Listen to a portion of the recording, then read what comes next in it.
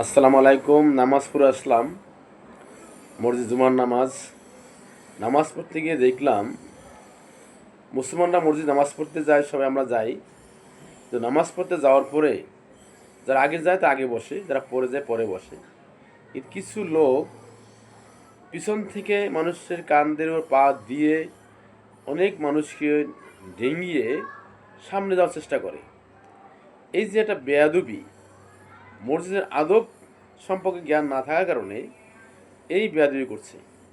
মুরব্বী মুরব্বী আছে, বয়স্ক লোক আছে, শিশু আছে, তাদের উপর থেকে পা তুলে নিয়ে ডেঙ্গিয়ে সামনে গিয়ে বসে। এই যে বেয়াদবিটা, এটা করা উচিত না। আমাদের সমাজ, পরিবার, মসজিদ, মাদ্রাসা, হাট বাজার, রাস্তাঘাট, সব জায়গায় একটা আদব আছে। আদব, সে আদবের সম্পর্কে জ্ঞান না থাকার কারণে আমরা আজকের এই বেয়াদবি করতেছি। পরিবারে আদব আছে, মসজিদেরও আদব আছে।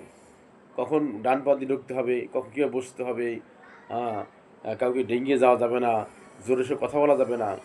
হ্যাঁ, এই যে আদব, এই আদব থাকতে পরিবারের আদব আছে, যে মুরব্বীদের শ্রদ্ধা করতে হবে, শ্রদ্ধা স্নেহ করতে হবে, হ্যাঁ, আস্তে কথা বলতে হবে, আদবের সাথে কথা বলতে হবে।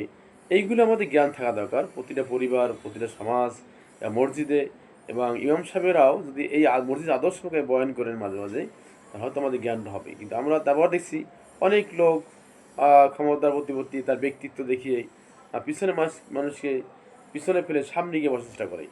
এই আদব, মসজিদ আদব রাখা সবারই উচিত বলে আমি মনে করি। আমরা চেষ্টা করবো সবাই ইনশাল্লাহ মসজিদ আদব সম্পর্কে জ্ঞান অর্জন করা, এবং যে আগে যাবে সে আগে বসবে, পিছিয়ে পিছিয়ে বসবে। এখানে হোক সভাপতি, হোক সেক্রেটারি, হোক অন্য কোনো ব্যক্তিত্ব। হ্যাঁ, যদি মুসলিমরা কাউকে বলে যে আপনি সামনে আসেন সম্মানের সহিত, সেটা অন্য জিনিস। কিন্তু এই যে ডিঙ্গিয়ে সামনে গিয়ে বসা, এটা ঠিক না।